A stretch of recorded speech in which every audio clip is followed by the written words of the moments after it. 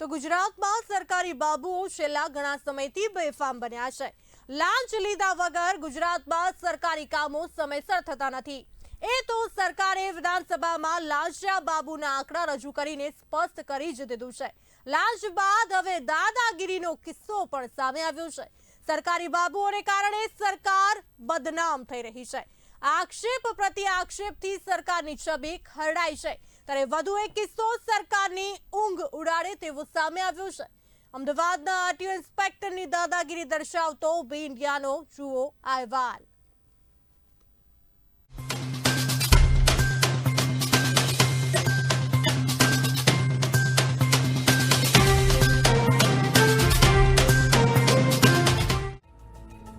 RTO office में agent राज TV screen पर દ્રષ્ટિ ગૌચર થતા આરટીઓ એજન્ટ શૈલેષ પટેલે સરકારી કામની પોલ ખોલી નાખી છે। આરટીઓમાં ચાલતા એજન્ટ રાજ સામે સવાલો ઉઠાવ્યા છે। વચેટિયા ઘી મલાઈ ખાતા હોય અને તેમાં આરટીઓ ઇન્સ્પેક્ટરની સંડોવણી હોય તેવી શંકા સેવી છે। સીબી કરીને ઉજાગર કર્યું, આરટીઓનો જે ભ્રષ્ટાચાર હતો એ ઉજાગર કર્યો, તો તેનાથી પ્રેરિત થઈ અને એટલે કે મને પ્રેશરમાં લાવવા માટે ચિરાગ સિંહ મહેરા કરીને અહીંયા ઇન્સ્પેક્ટર છે, જે યુનિયનના પ્રેસિડેન્ટનો ડોસ બતાવી અને મારા વિરુદ્ધ ફરિયાદ કરવી છે એવું લેખિતમાં મારા વાહનોને બ્લેકલિસ્ટ કરે છે, જે કાયદા વિરુદ્ધનું કૃત્ય કરેલું છે અને જે અધિકારીને પ્રેશરમાં લાવી યુનિયનના પ્રેસિડેન્ટ તરીકે અને પછી મારા ઉપર પ્રેશર લાવે છે અને પ્રેશર એ પૂરું કરી શકતા નથી, કેમ કે એસીબીના ફરિયાદીની સામે એ લોકો ફરિયાદ કરી શકતા નથી, જેથી કરી અને મારા વાહનને તેઓ લોકોએ બ્લેકલિસ્ટ કરેલા છે। તો કયા કારણોસર અને કયા કાયદા મુજબ એમણે બ્લેકલિસ્ટ કર્યા છે, આ સરકારના ઉપરવટ થઈ અને કામને રખડાવવામાં આવે છે, પબ્લિકને જવાબ આપવામાં આવતો નથી અને પબ્લિકને હેરાન કરવામાં આવી રહી છે। ચિરાગ મહેરા તરીકે, જે યુનિયનના પ્રેસિડેન્ટ તરીકે અને છેલ્લા અરજી કર્યા પછી 30 દિવસથી એ ફરાર છે। આરટીઓ અહીંયા પાર્સિંગ માટે આવ્યો છે, તો કેમ અત્યારે ઘડિયાળમાં 4 વાગ્યા છે તો કોઈ અધિકારી કોઈ ફરક તો જ નહીં। તમે તમારા એજન્ટને જાણ કરી? હા, જાણ કરી ને। એજન્ટને જાણ કરી હા। તો 10:30 વાગ્યાના આવ્યા છો, 4 વાગે જમ્યા? ના, જમ્યા નહીં। જમ્યા નથી? ક્યાંથી આવો છો? નવાપુરા ચાંગોદરથી। ચાંગોદરથી આવો છો, પાર્સિંગ માટે આવ્યો। શું નામ છે ટ્રાન્સપોર્ટનું? ટ્રાન્સપોર્ટ નહીં, મારા પર્સનલ છે? શું નામ છે આપનું? મહેન્દ્ર। મહેન્દ્રભાઈ, કેટલા સમયથી આવો અનુભવ થયો તમને? આ પહેલી વાર જ છે। પહેલી વાર થયો છે? સવારના 10 સાડા 10 ના આવ્યો છો, હા। ઘડિયાળમાં 4 વાગે છે। હા, શું લાગે છે આજે કામ થયું? નહીં લાગતું। હું આવ્યો છું અહીંયા 11 વાગ્યાથી। 11 વાગ્યાથી આવ્યો છું, તો અત્યારે ઘડિયાળમાં 4 વાગ્યાથી 6 કલાક 5 કલાક થઈ ગયા, તો કોઈ હજુ ગાડી ચેક નથી? ના, નહીં થઈ જાય। કેમ? કારણ? ખબર નહીં સાહેબ, ફોન કરીએ તો કે આવે છે એમ કે છે। ઓકે, એટલે આરટીઓ સાહેબ હજુ સુધી આવ્યા નથી? ના સાહેબ, જે અમારા એજન્ટ છે ઉપર છે કે એવું કંઈ? એ કાંઈ કીધું નહીં, એ મારા શેઠને ફોન કરો છે કે આવે છે, બેસશે એમ કીધું। તો આ જે કહેવાય છે આરટીઓની બેદરકારી છે। લોકો 10, સાડા 10, 11 વાગ્યા સુધી છેલ્લા 5-5 કલાકથી અહીંયા આવતા હોય છે। ચૌધરી સાહેબ અત્યારે આરટીઓમાં હાજર છે, પણ કેમ આ રીતે ટ્રાન્સપોર્ટરોને હેરાનગતિ કરતા હોય છે? શું સામાન્ય રૂપિયા માટે? વધુ જોતા રહો। કેમેરામેન ગિરીશ સાથે સુનિલ બ્રહ્મભટ્ટ, અમદાવાદ। આરટીઓ ઓફિસમાં બી ઇન્ડિયાના સંવાદદાતા દ્વારા તપાસ કરવામાં આવી હતી। રિયાલિટી ચેક દરમિયાન જાણવા મળ્યું કે સવારથી આવેલા લોકોને સાંજ સુધી બેસી રહેવાની નોબત આવી।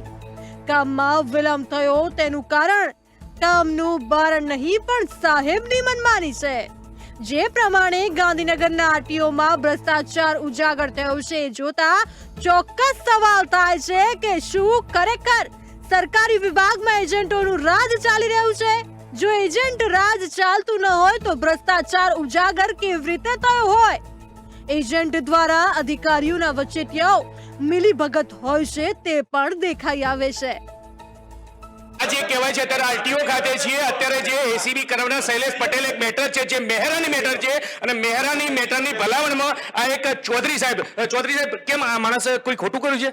તમે એની ઉપર હાથ ચાલાકી કરવા માંગો છો? હાથ ચાલાકી અત્યારે બોલે અમારી સામે, તમે મીડિયાની સામે બોલે સાહેબ હાથ પકડે, ચાલ લઈ જાઉં પોલીસ સ્ટેશન।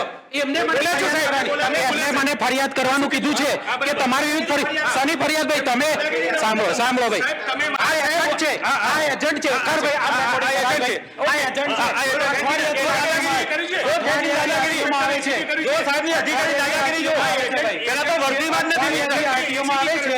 એજન્ટ એસીબી કર્યું છે પેલા તો વર્દી જ નથી. ભાઈ એમને જે આ કમાઉ દીકરો હતો અત્યારે પૈસા નથી આપતો એટલે આ ભાઈ એજન્ટ છે અઠવાડિયાથી આવે છે. છે. મેં એમને એવું કીધું કે ભાઈ તમે અરજદારને અહીંયા મોકલો પાસિંગ કરવા ગાડી. બરાબર છે. તો તમે મીડિયાની સામે કેમ આને બાવળ પકડી એમ કહો છો ફરિયાદ કરો? કર્યું જ નથી. અને જે તમારી તમે સંસ્થા છે, તમારા અધિકારી, તમે યુનિયનના મહેરાના કોઈ સગામાં છો? હું કોઈના સગામાં નથી. તો તમે મારા ARTO ને પૂછો. તમે મેં મારી કમ્પ્લેન નાખી છે ઉપર. મેં આમની વિરુદ્ધ મારી કમ્પ્લેન નાખી. કોને સત્તા આપી દાદાગીરી કરવાની? નહીં, નહીં, નહીં. તમે દાઢી નથી કરી, તમે ડ્રેસમાં નથી. આ માણસ દાઢી નથી કરી, ડ્રેસમાં નથી, અને મીડિયાની સામે એક એજન્ટને દબાવે, જેને એસીબી કર્યું છે એને દબાવે છે. આ મહેરા તો ઠીક છે, પણ આના વિરુદ્ધમાં પણ ગુનો દાખલ કરવો જોઈએ. કેમ કે આ માણસે એસીબી કરાયું છે, દબાવવાની વાત નથી. તો હંમેશા મીડિયા સતર્ક હોય છે, સાચો હોય છે. આ એક કહેવાય ઇન્સ્પેક્ટર આ પટ્ટાવાળા જેવા લાગે છે. આ અધિકારી નથી, બોલવાનું ભાન નથી. મીડિયાની સામે જે એસીબી કર્યું છે પટેલ, કેમ આ યુનિયનના પ્રમુખને બચાવવાનો પ્રયાસ કર્યો છે? કોણ છે ચિરાગ મહેરા? કેમ અત્યારે આજે કહેવાય આરટીઓ ની અંદર ચિરાગ મહેરાની અત્યારે સમાધાનમાં આ ચૌધરી કેમ અત્યારે બેફામ બન્યો છે? કોણે સત્તા આપી? કેમ ડ્રેસમાં નથી, દાઢી પણ નથી કરી આ ચૌધરીએ, અને કેમ દબાવવાનો પ્રયત્ન કર્યો છે? કેમ એસીબી કરવી ગુનો છે? Ahmedabad RTO inspector SG Chaudhary બાન ભૂલ્યા. મીડિયાની સામે આરટીઓ એજન્ટ સામે ગેરવર્તન કરી રોફ જમાવ્યો. ફોટો સેશન સમયે એસજી ચૌધરી વર્દી પહેરે છે અને ભ્રષ્ટાચાર સમયે સિવિલ ડ્રેસમાં રહે છે. તો આવા બેફામ આરટીઓ ઇન્સ્પેક્ટર એસજી ચૌધરી સામે સરકાર પગલાં લેશે. બ્યુરો રિપોર્ટ, બી ઇન્ડિયા ન્યૂઝ.